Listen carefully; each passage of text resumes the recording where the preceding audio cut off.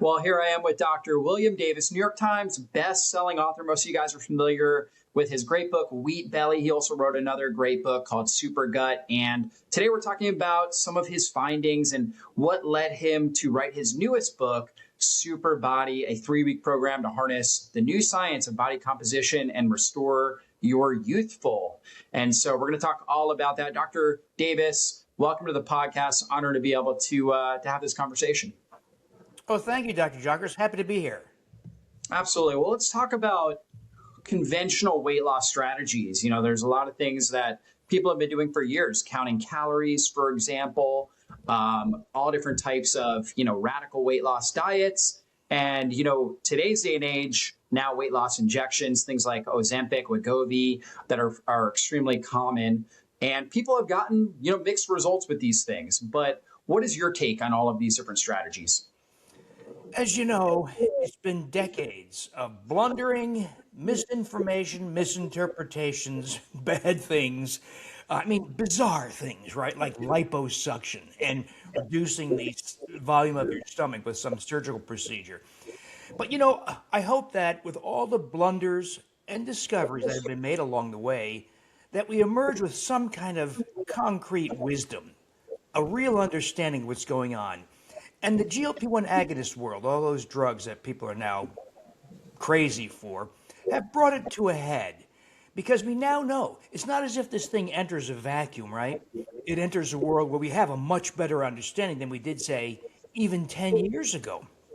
We know, for instance, with very good evidence, that regardless of the method used, if you reduce calorie intake, it could be a diet program, could be a meal replacement program with reduced calorie meals, could be a bariatric procedure where we reduce stomach volumes like lap band gastric bypass. It could be a pharmaceutical that reduces your interest in food and induces satiety with very little food.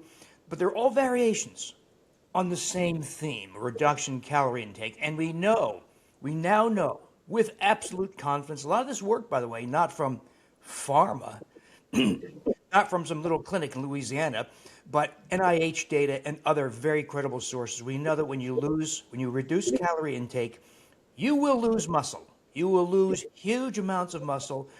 About 25% of all weight loss is consistent across study after dozens of studies. 25% of the weight lost will be muscle. So if you lose 40 pounds, 10 pounds will be muscle. So I tell people, well, think about 10 pounds of ground beef on your kitchen counter. That's a lot of muscle to lose. And we now know with confidence, when you lose that much muscle, the principal determinant of your basal metabolic rate, of course, the rate at which you burn calories for breathing, digestion, etc., that you will not maintain the low weight. You will regain the weight, and you'll regain it as fat, mostly in the abdomen, abdominal visceral fat. So you lose that weight, you may think you've had a great success, much of which was muscle. You maintain a low-calorie diet, and even an extreme exercise program. I talked to Danny Cahill, nice guy.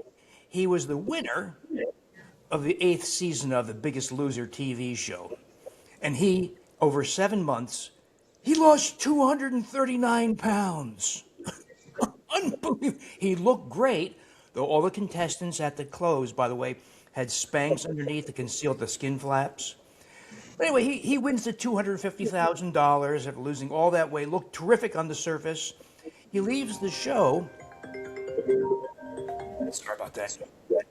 He leaves the show, maintains a low-calorie, this guy's super, super disciplined, maintains a low-calorie diet, and 2 hours a day, 6 days a week, resistance training, aerobic exercise, regains all the weight. He said he'd go back every year to the reunion that the producers of the TV show would host, and he saw all the other contestants all regaining all the weight.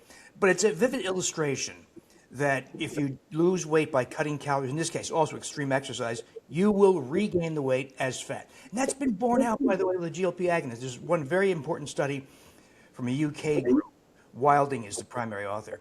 Same thing, GLP-1 agonists. You lose all this weight, you stop the drug, because most people can't afford that kind of money forever, or you want to spare yourself some of the awful side effects. By the way, blindness. Optic neuritis is proven to be one of the big side effects. Blindness. And so you stop the drug, you regain the weight, not as muscle, as fat.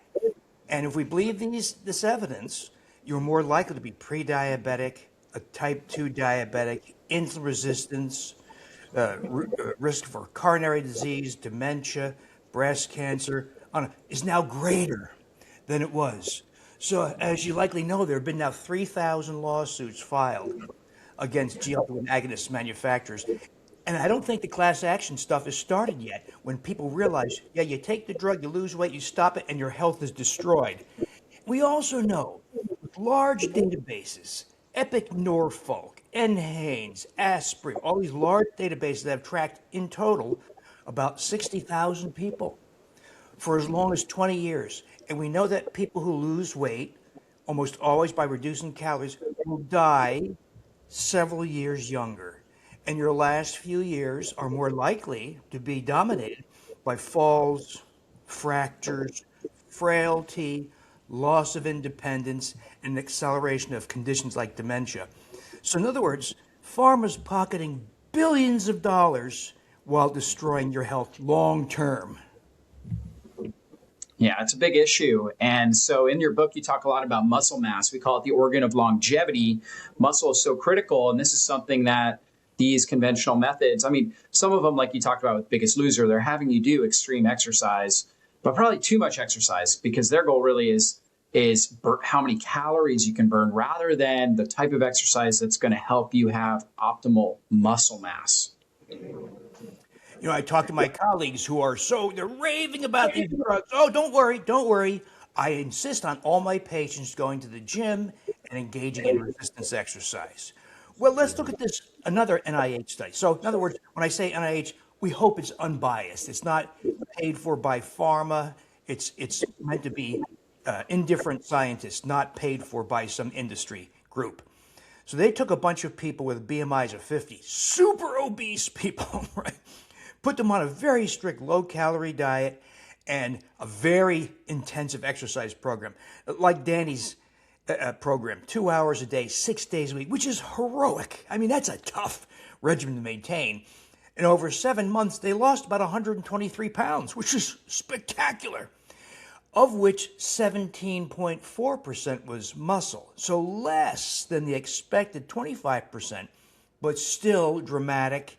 And when they had their metabolic rates measured, formally measured, the same. It was no different.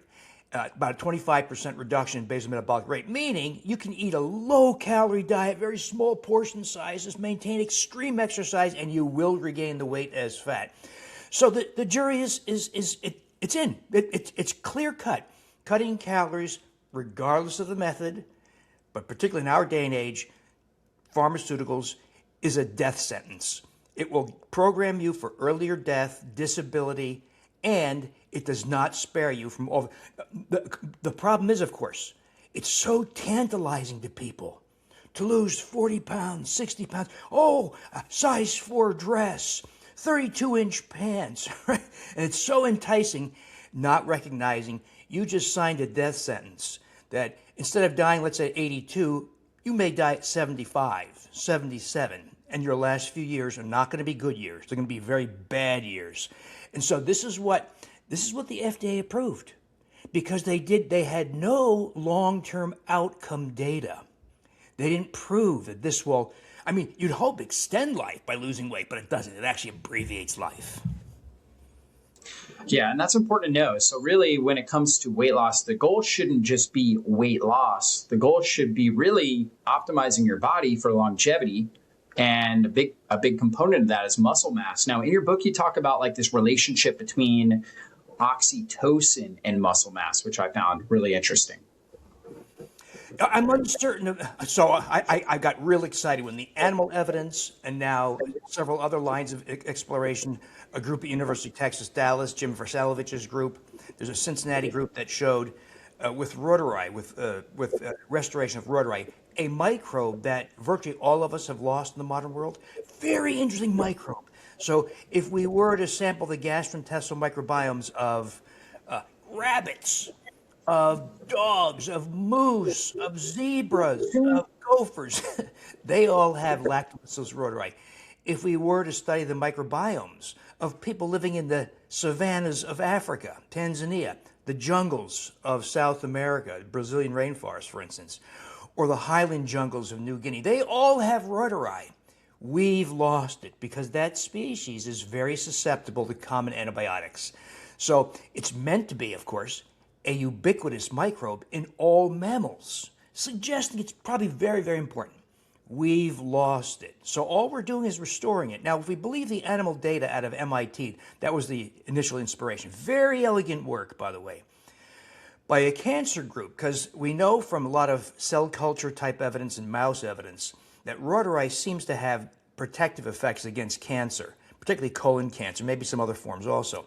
So they're giving their mice this microbe, Lactobacillus rhodori, and they're watching all these unexpected effects. Their hair, their fur grew faster.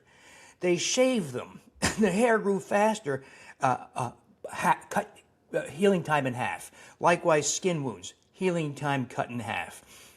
They did a really cool experiment. They gave a bunch of mice a really crappy diet, full of hydrogenated fats, sugars, meant to mimic fast food. But they gave half rhodori, other half placebo. Well, the half that got the placebo got old, got fat, lost their fur, stopped mating, stopped playing. They got old and fat and died. The group that got the crappy diet and rhodori stayed slender, maintained thick fur, mated, played. They stayed young until they died. And there were some other measures they made. Increased lean muscle mass, increased testosterone in the male mice, increase in the oxytocin, about 300% increase in oxytocin. And that effect has been corroborated now by that Dallas group that's done some very elegant work, now a University of Cincinnati group. We've been struggling to corroborate it, so I don't know. In 2 mouse studies and 2 human studies, we have yet to corroborate that. So I'm confused, I'm a little bit uncertain about what that means. So I'm thinking, well, I'm not sure I can explain the discrepant results across different clinical studies. But I think that one lesson that emerges is that rhodori is unique, very different from other microbes in that it colonizes the entire gastrointestinal tract, from mouth to anus. Very unusual.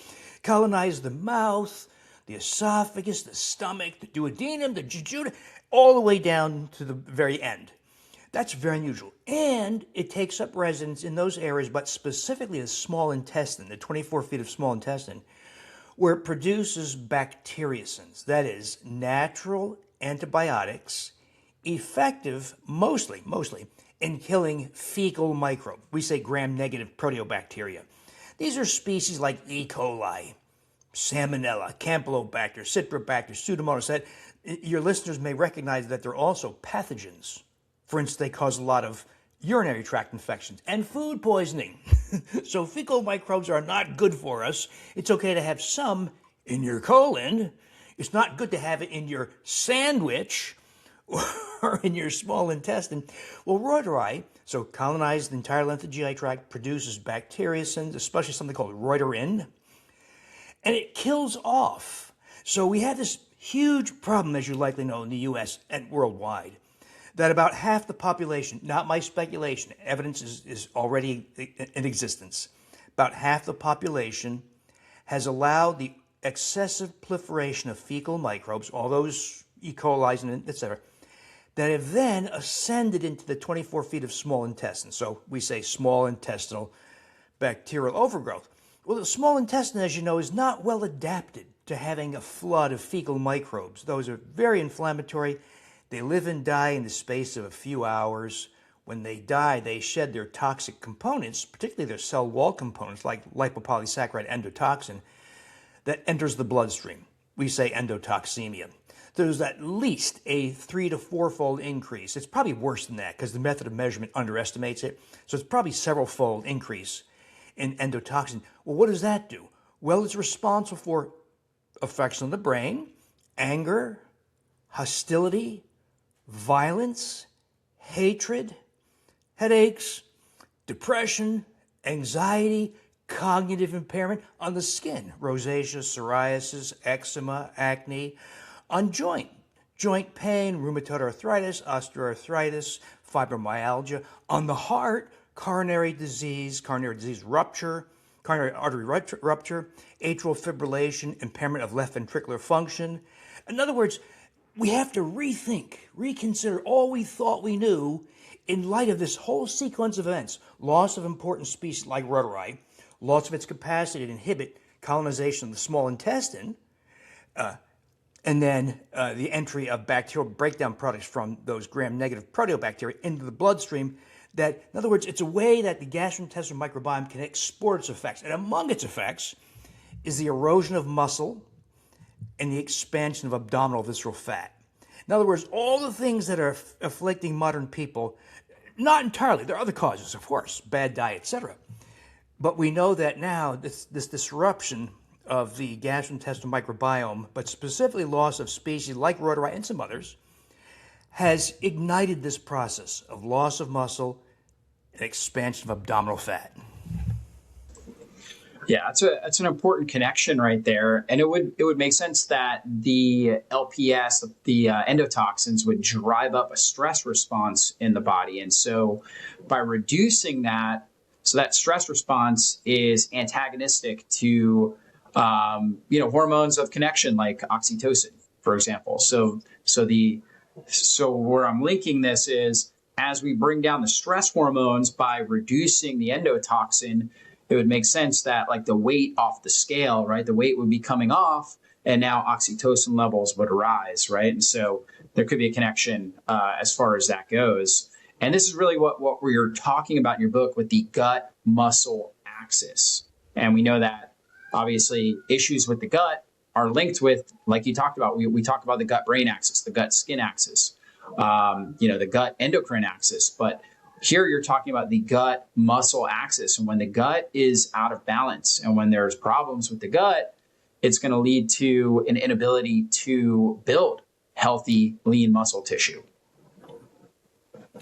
Absolutely. It's gotten pretty bad in this country where there really has been a wild, unrestrained expansion of abdominal visceral fat.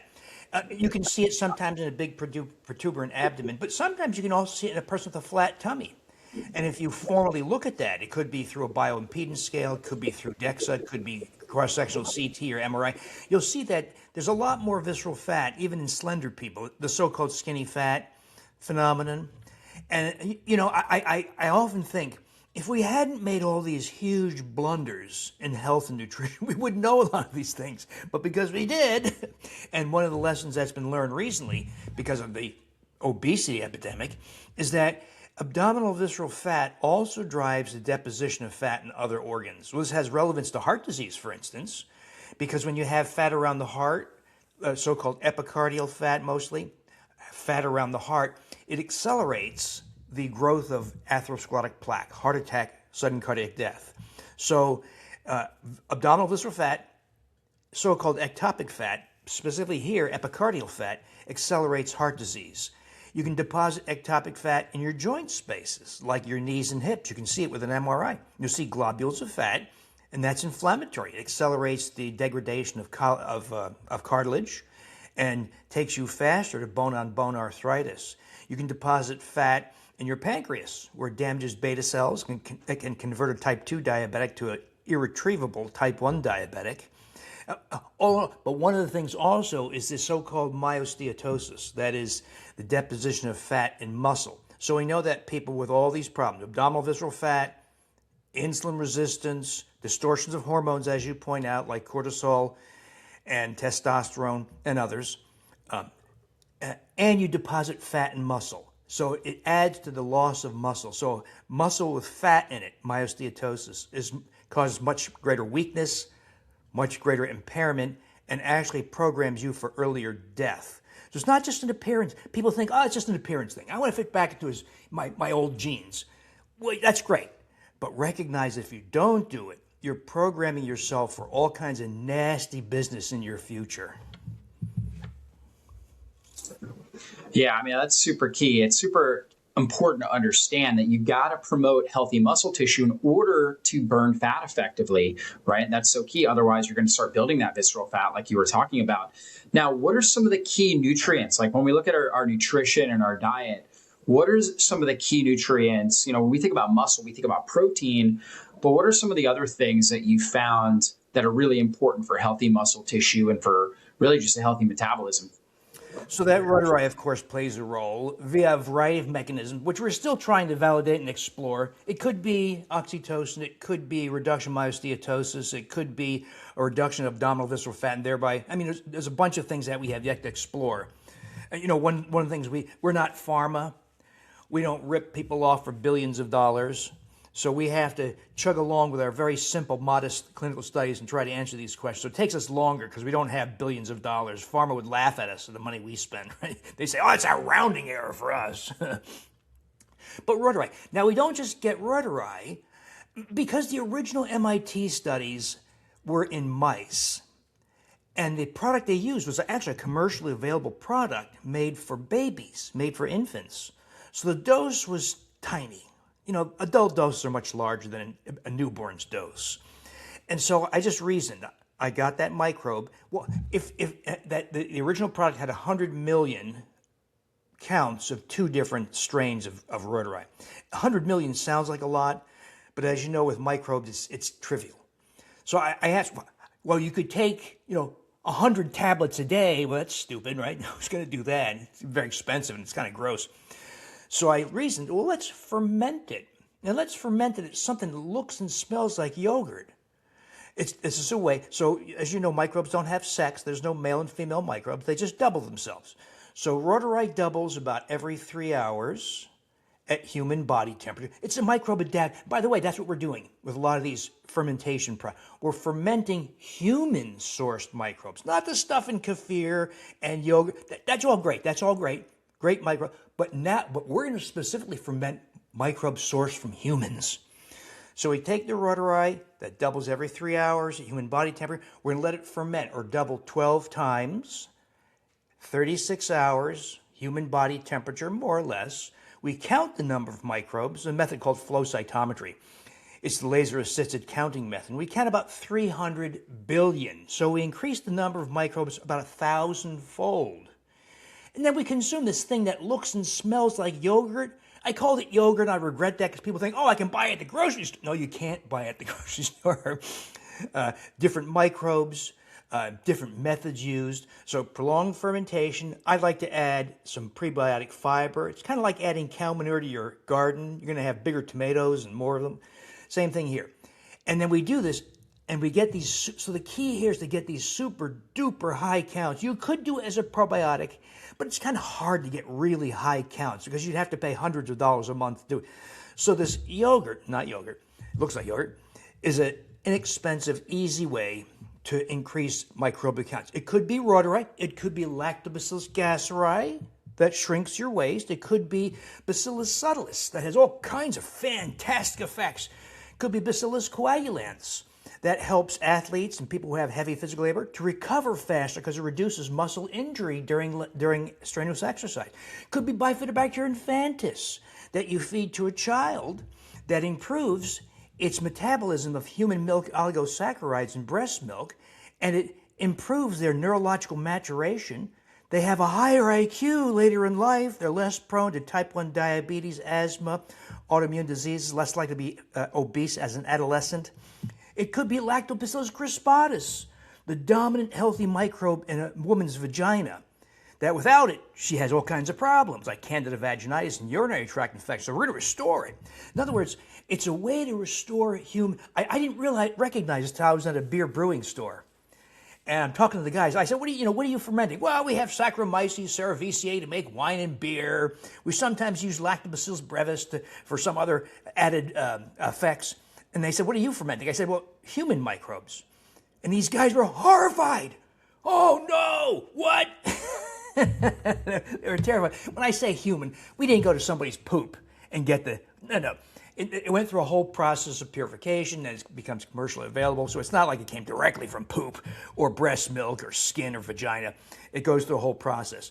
But that's what we're doing. We're fermenting human microbes because all of us exposed to all the crap we're exposed to. Antibiotics, glyphosate, which is an antibiotic, by the way, as well as an herbicide, other herbicides, pesticides, microplastics, emulsifying agents, synthetic sweeteners like aspartame, on and on and on. We've decimated the gastrointestinal and other microbiomes like brain and vagina and skin and prostate. So all we're doing is trying to identify the microbes that seem to be of greatest importance. There's hundreds of them. You can't replace all of them. With yogurt, you go nuts, and you can't get all of them. So we choose the ones that I think are, we say, keystone or foundational, the ones that seem to, once you restore, like Reuteri, Gasseri, and some others, it somehow opens the door to the restoration of so many others. Fecalibacterium, Akkermansia, Parabacteroides, Lactospiraceae, all the things that we've lost because of our overexposure, all those nasty effects. Yeah, it's a really good breakdown. Now, with this yogurt, not yogurt, is this something people can make at home? Is this something they can purchase? How do you go about doing that? Yeah, that's the whole purpose. We want to help people make it at home. So you can't buy it, at least not currently, because it takes prolonged fermentation. A lot of manufacturers don't want to do that. You know, I'm always marveled if you buy a bottle of scotch or whiskey, it was aged 12 years. Imagine you start a business and they say, when you're going to sell your product? Well, 2042. So I'm always impressed they do that. Same thing here. If you're going to ferment for 36 hours or so, it varies, by the way, with the microbe. So, for instance, Bacillus subtilis, cool microbe. I DNA sequenced a strain I have, and it's got the genes for 7 bacteriocins. It's a bacteriocin powerhouse. Not all Bacillus subtilis, but some of the strains. And one of the strains I have has this extraordinary capacity. So it's going to be one of the things that we use. So one of the things I've been doing is, so if you're in the 50% of the U.S. population or more that has SIBO, well, how do you get rid of it? Well, you could take an antibiotic, but as you know, Dr. Jockers, antibiotics got us in this mess. Do you really want to take another one? And so what I've been doing is asking this question. Well, okay, you've got 30 feet of fecal microbes inhabiting your GI tract. What if you took a commercial probiotic? Will it go away? No. You might have a reduction in bloating or some minor effects. So what if we chose microbes that we know will colonize the entire length of the GI tract, or at least the small intestine and colon, and we know produce a lot of bacteriocins? So I chose 3, Lactobacillus reuteri, Lactobacillus gasseri, and the most recent recipe I tweaked to replace the Bacillus coagulans with Bacillus subtilis. There's nothing wrong with coagulants. It's not very reliable in fermentation in dairy. So subtilis, very easy to ferment, high counts. We ferment, ideally individually ferment. You can co-ferment, but they compete with each other, and I think subtilis probably takes over at some point. So ideally you individually ferment, and you consume quarter or half cup of each per day. And so far, it has been miraculously effective in normalizing breath hydrogen gas, that is, correcting SIBO. Now, we will do a formal clinical trial. I'm debating how best to do that, because you can't do it as yogurt. You can't have people make yogurt. It's too variable. We probably have to encapsulate it, but then the question becomes, what's the dose you want of each microbe? That's an uncertainty.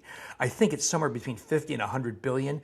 Some people argue that dose of microbe doesn't count. Oh, it does count. It absolutely does count. And I know that with Reuteri, for instance, and when you get to about 50 billion and higher is where you get a lot of the big, 40 billion actually, and higher, you get a lot of the big biological effects. So that's one way to tackle this issue. Now, I also cringe, once again, it's all the blunders we've made as a society and diet that taught us lessons. So if we hear nonsense like cut your saturated fat and cholesterol, and people say, well, that means I can't eat organ meats. I can't eat liver. I can't eat stomach. I won't eat brain or skin. In fact, I'm going to buy boneless, skinless chicken breast.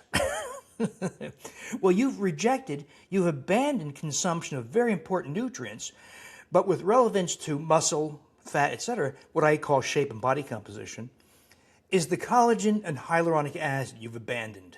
both of which have dramatic effects on your shape, body composition, how much muscle you have, how much fat you have, where it's located, and other effects. The ladies will say this to me. They say, oh, don't tell me about hyaluronic acid. I know all about it. I pay $150 a month for an ounce and put it right here. And I lose my... Well, yeah, that's great. What did it do for the rest of your body?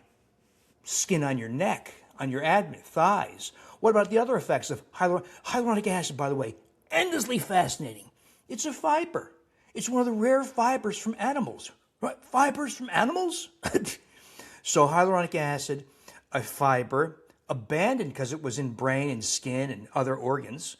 So most people are getting very little hyaluronic acid in their diet.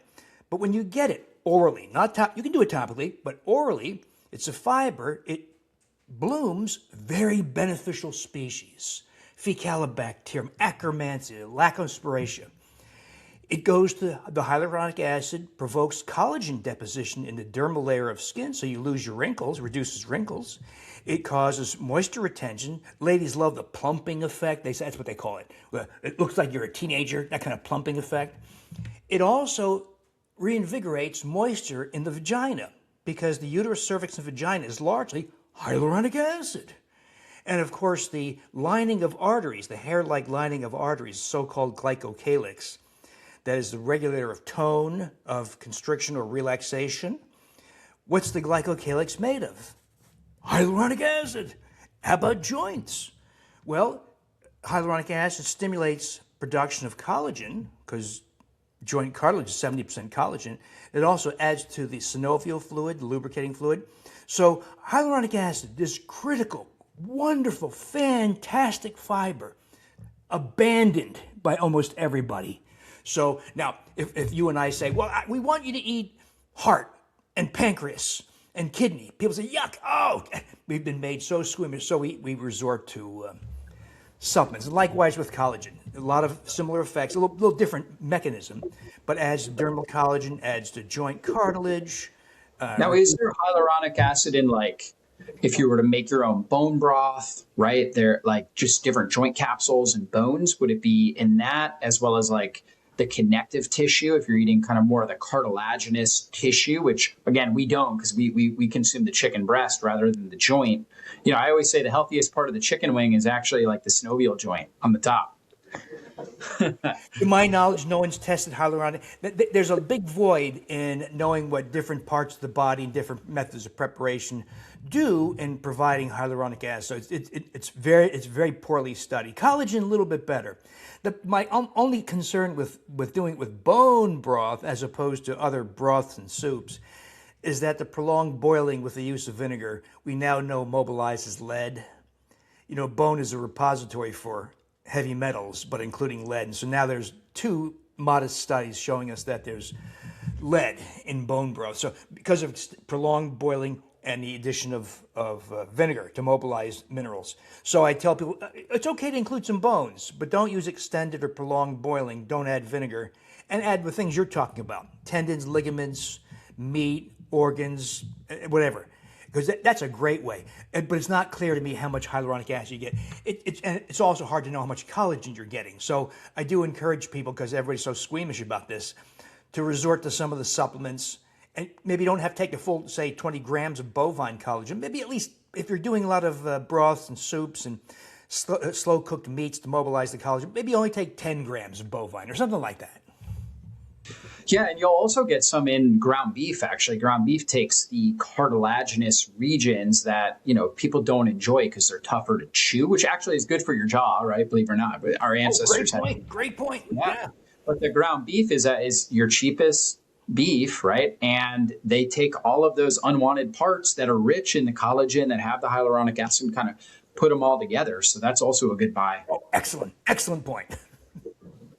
Yeah, great. So you're talking about hyaluronic acid, the collagen, right? Making sure you're getting collagen. Any other key nutrients?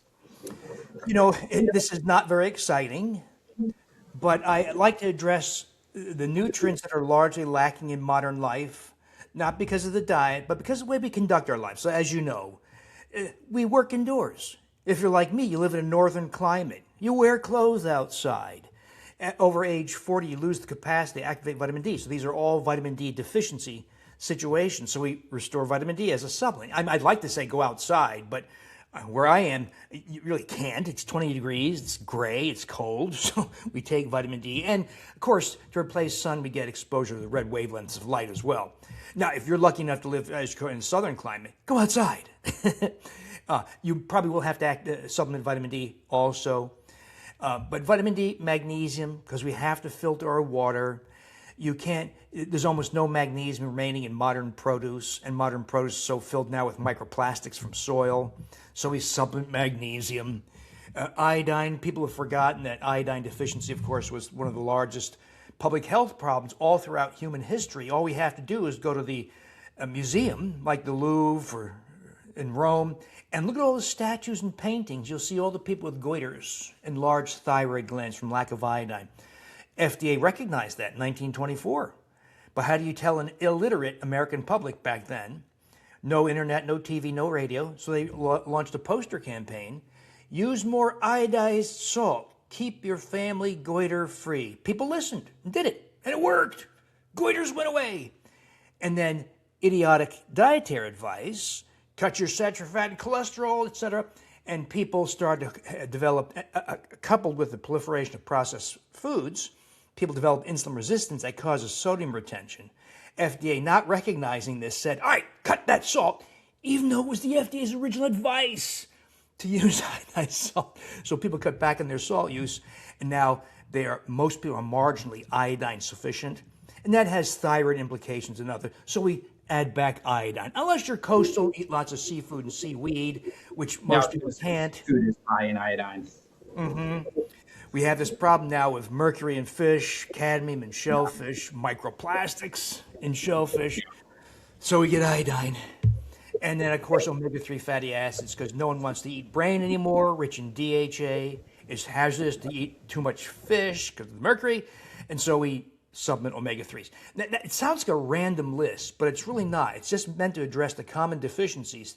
But the great thing is when you restore those four basic things, they synergize to minimize insulin resistance.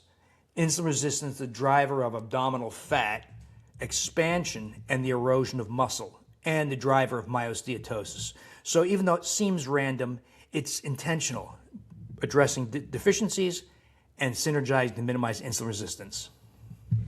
Yeah, that's a great list right there. And that when you improve your insulin sensitivity, that's going to improve testosterone levels, really all your sex hormone production, which is going to help you maintain muscle mass and build muscle mass. Also, insulin is an antagonist to growth hormone.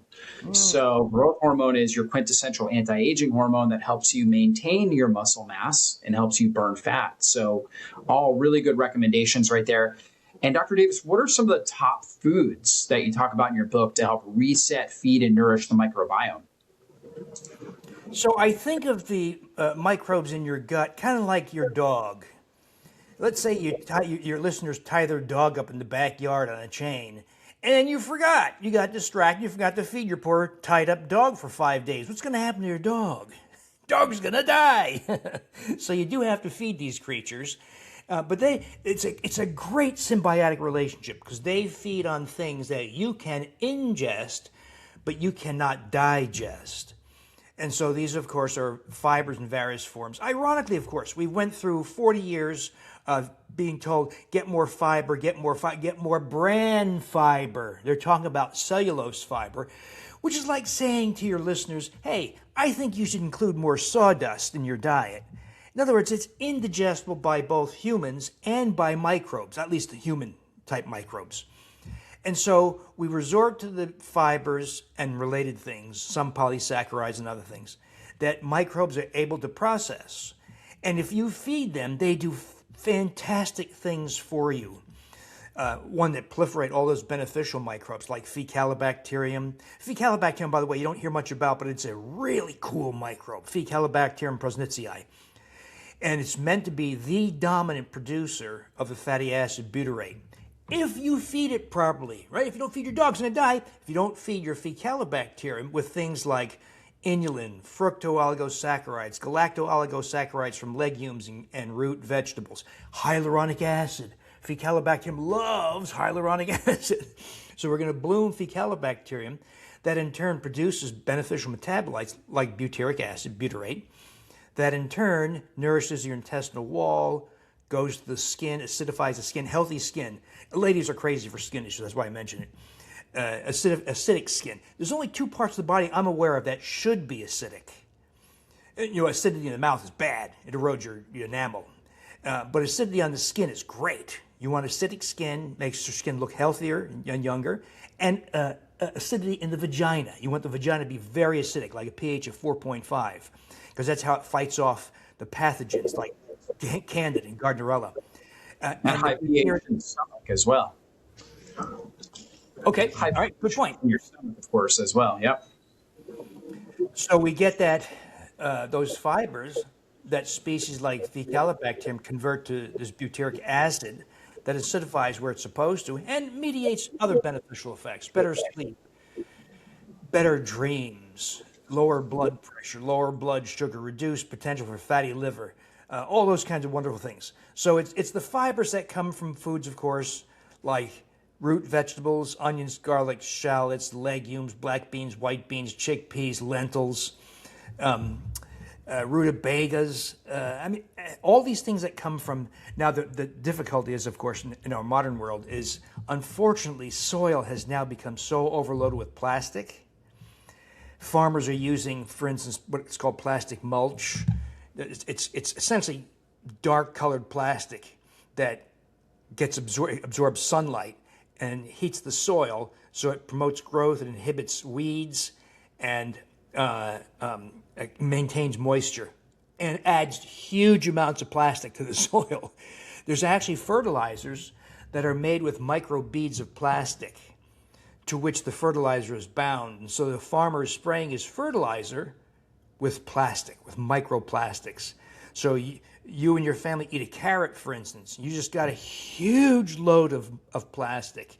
You eat an apple, typically non-organic type, where the farmer doesn't care what he's applying, filled with micro. So we got that issue to deal with also. And it's now becoming clear in emerging science that microplastics and nanoplastics, smaller, have consequences for the microbiome. It disturbs the microbiome, probably by disrupting the intestinal barrier and cultivating inflammation.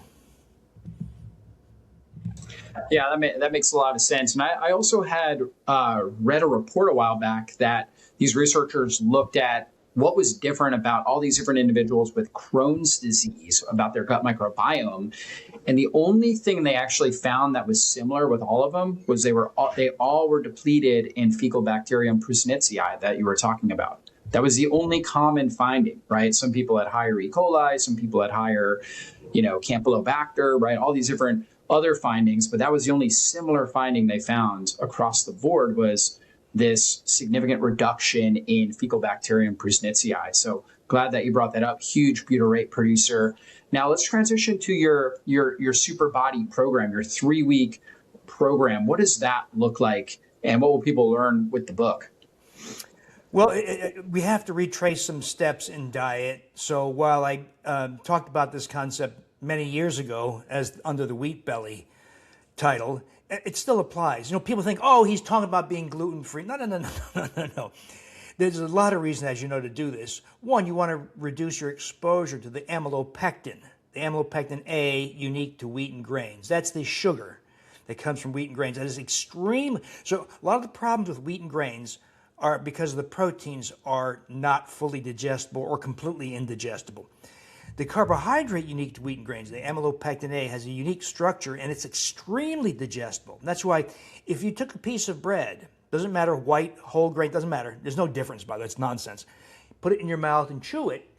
Don't swallow and do a finger stick glucose beforehand, and then a few minutes into, you'll see a big uptick in blood glucose because you start digestion of the amylopectin A in the mouth with salivary amylase. You swallow it, of course, further digestion, huge spike in blood glucose, and by the way, in production of small LDL particles. That's the reason why I did it originally, many years ago, because I'm seeing people with coronary disease, people dying of heart attacks, sudden cardiac death, going to emergency bypass surgery, stent implantation, all that kind of crazy stuff I used to do. And if you want to put a stop to it, conventional advice is, well, cut your saturated fat and take a statin drug to reduce your LDL, which of course is absurd. That should have been discarded decades ago. And we saw this because you could have somebody who, let's say, survived something very serious, a very serious cardiovascular event. Put them on high-dose Lipitor, baby aspirin, beta blocker, low-fat diet, exercise program, the best they have in conventional healthcare. Comes back a year later with a heart attack. It does not work. And by the way, it's not my speculation. That evidence is well sorted out. Conventional methods hardly do anything at all. But it makes a ton of money. So heart disease remains the number one moneymaker for the healthcare system. My colleagues doing great. They make 7 figures dealing this crap out. And yet, no one's paying. The real tragedy, I think, is that this attention to saturated fat, LDL cholesterol, statin drugs, PCSK9, is that it took everybody's attention away from the real causes of a very serious collection of diseases. And among the factors is small LDL particles, not LDL cholesterol, but the actual lipoproteins themselves. Where do they come from? Consumption of the amylopectin A of wheat and grains, sugars, the liver's conversion of sugars and carbohydrates to VLDL particles that are themselves also a cause for heart disease, and VLDL particles cause formation of small LDL. And that whole process, called liver de novo lipogenesis, is amplified by insulin resistance, abdominal visceral fat, deficiency of vitamin D, deficiency of omega-3 fatty acids and magnesium, SIBO and portal vein endotoxemia. So that's something that's also, as you know, is widely neglected. When you have microbes in the colon and small intestine, the venous drainage for that part of the body is not to the systemic venous system, but to the portal venous system, as you recall, to the liver. So your poor liver takes a beating from the flood of endotoxin, and one of the effects is the amplification of insulin resistance, and thereby the production of VLDL and small LDL particles. They're still fussing about cholesterol and these garbage statin drugs and not paying any attention to the actual. This is why heart disease remains the number one killer of men and women. It remains the biggest money maker. Your local hospital adds an $80 million new wing for cardiovascular care and has parties to celebrate their failure to prevent heart disease. I lost track of the original question, but no, I mean, you're so right. It's such a shame, and these statin drugs just poison your mitochondria. So they bring the cholesterol levels down, but on a cellular level, you're actually getting sicker and aging faster. So you really have to get the root cause, and that's what you're talking about: diet, right? Addressing the things you're putting in your body, your diet. And I was talking about the Super Body. You got a 3-week Super Body program that goes with your book. And so obviously you're making diet changes or adding in these foods that help support, nourish the gut microbiome, taking out, these amyloid fibers, right? Taking out the grains, things like that. What other nuances do you have in that program? So I do remind people that those 4 nutrients we talked about, omega-3 fatty acids, magnesium, iodine, and vitamin D, once again, synergize to normalize that insulin resistance driver of a lot of these problems. It's kind of boring, but they still count. And they're still, as you know, my colleagues are still confused. They'll say stupid things. Oh, just get more sun. Well, no, that may be part of it, but it's not the full answer. Or you can't get nutrients from supplements. Of course, it's not. Or you're going to have more expensive urine. All the stupid things that my colleagues tend to say. So those things still do matter. There's some variation in need, but they still matter. And then addressing the microbiome. That's the hairy part here. That is, we're going to restore microbes that you've lost, but specifically chosen for their capacity to colonize the small intestine and colon and produce bacteriocins. And that has proven to be far more effective than I ever thought. I did it to help get people some relief from some of the discomfort and gas and bloating of SIBO and colonic dysbiosis, but I did not expect to see hydrogen gas. So I don't know if you guys know about these devices, the air device. Yeah. Yep. So So the original measures hydrogen gas, more recent measures hydrogen gas and methane. You blow into it, talks to your smartphone, 0 to 10. A rise in 4 for hydrogen gas is abnormal. And I thought SIBO, for instance, was rare. I thought, oh, no, no, nobody has it. Then I started testing for it. Lo and behold, it's everywhere. It's everywhere. Well, how do you get rid of it? Well, you could take a conventional antibiotic, but why would you?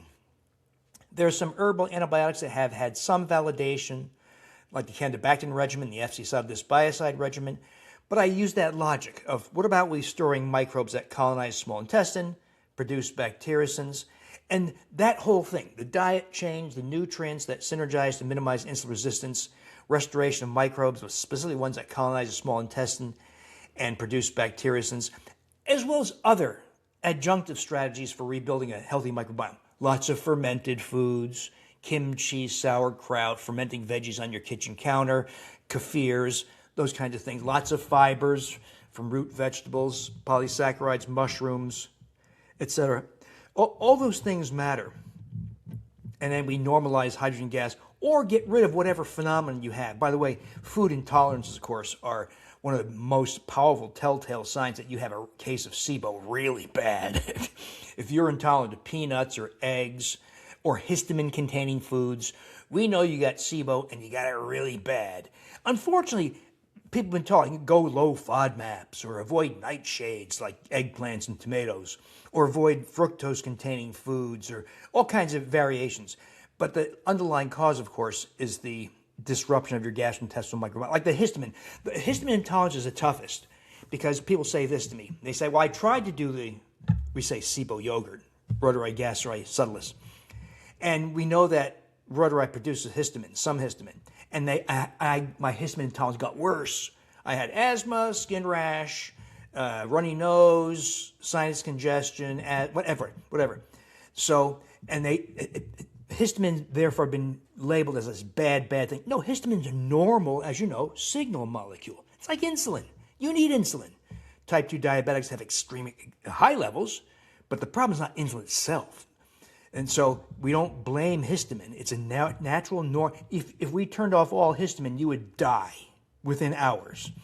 So the problem with histamine intolerance, of course, is that people have lost dozens of species that previously processed histamine for you.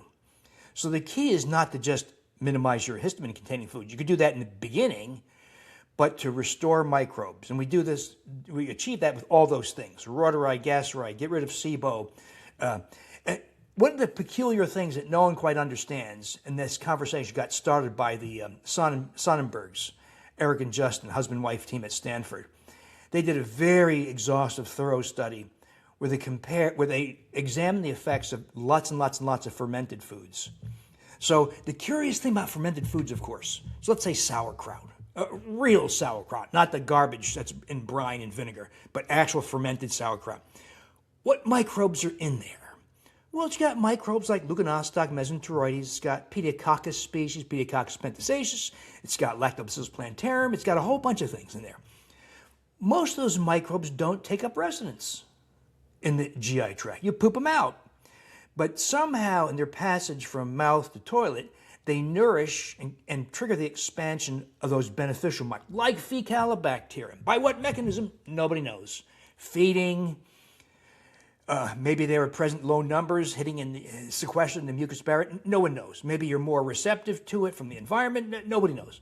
But somehow all those things we talked about, restoration, keystone microbes, Reuteri gastrei, etc., fermented foods, and the non-colonizing microbes, fibers, rebuild something closer to a healthy microbiome. You know, one of the uncertainties is, what if your listeners said, well, you know, the people in the Brazilian rainforest, in the Amazon, they have a different microbiome. People in the jungles of New Guinea, a very different microbiome. Should we try to mimic them? Well, that's tough, because they have stuff we don't have, never will have. They have, for instance, all kinds of spirochete species. They have, by the way, more methanogens than we do. They have more proteobacteria, E. coli, than we do, yet they have no consequences of it. So a lot of times we say, okay, if you're constipated, you got methanogen overgrowth. Well, do we?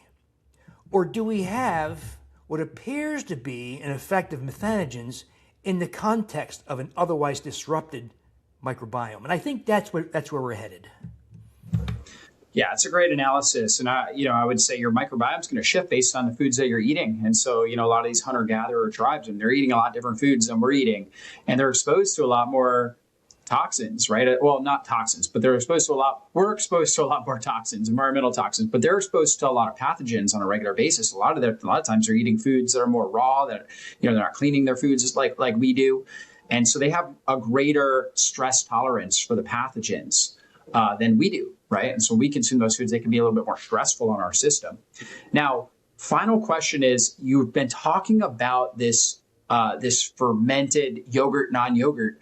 So can you give us the recipe that you're using to make that? So we need to source the microbe first.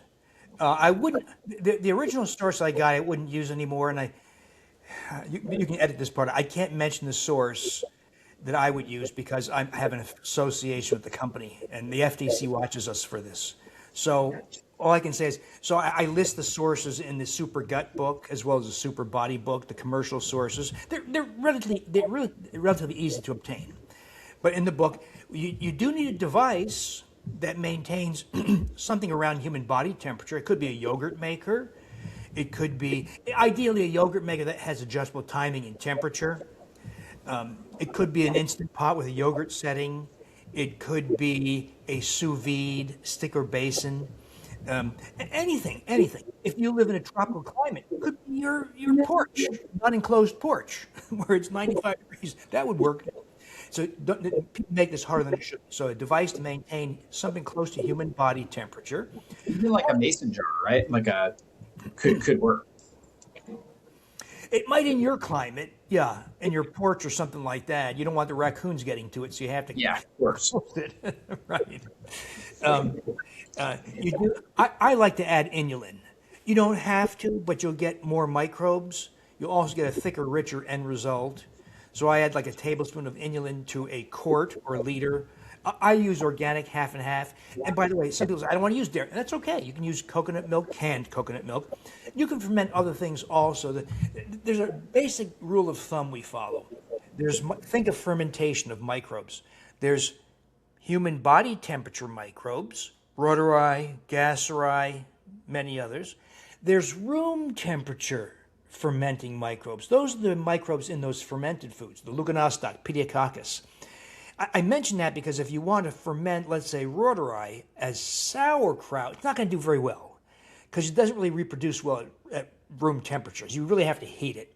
Likewise, some of the fermenting, not all, if you ferment at human body temperature, you'll die or not reproduce very effectively. So you want to bear that in mind when you start. And this is all, by the way, all the recipes are provided in these books. Super Gut. For the Reuteri, you want to keep it around 98 degrees, right? Somewhere in that kind of 98 to 100 degree range. Yeah, 98 to 102, maybe as high as 104. Yeah. When you get to the 108 and higher, and I pointed out because some people will have a yogurt maker that's equipped to ferment usual yogurt microbes, Streptococcus thermophilus, Lactobacillus bulgaricus, that ferment at higher temperatures, like 114. So you might have a preset device where you can't adjust the temperature, and it's 112, 114 degrees, and it will kill Reuteri gasseri.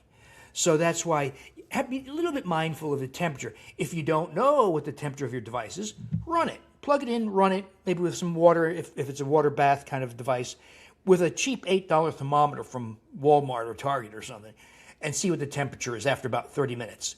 If it's 114, you know it's going to kill your Reuteri and other microbes. But if it's, let's say, 102, you're okay.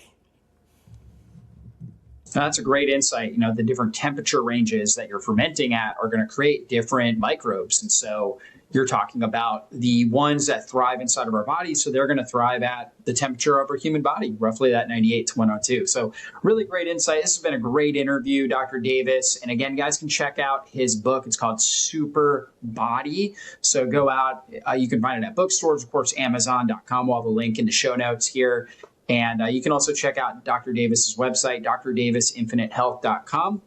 And thanks so much for this great interview and your time. Any last words of inspiration here for our audience? Only that it's sad to say. You got to turn to Dr. Jockers I hope you turn to me. And the last person to consult on issues of health, and it shouldn't be this way, is the mainstream doctor. Their motivations are misplaced too often, not always, I'm generalizing, but too often. And if the answer to heart disease prevention is Lipitor, or the answer to losing weight is cut your calories, move more, eat less, you know you've got an uninformed doctor who's out of touch. And so I applaud people like Dr. Jockers who make it their business, make it their mission to educate people and are not selling you a $12,000 a month biologic drug. Yeah, definitely. We always say an ounce of prevention is worth a pound of cure. So there you go. Go out and get Dr. Davis's book, Super Body, and we'll see you all on a future interview. Be blessed, everybody.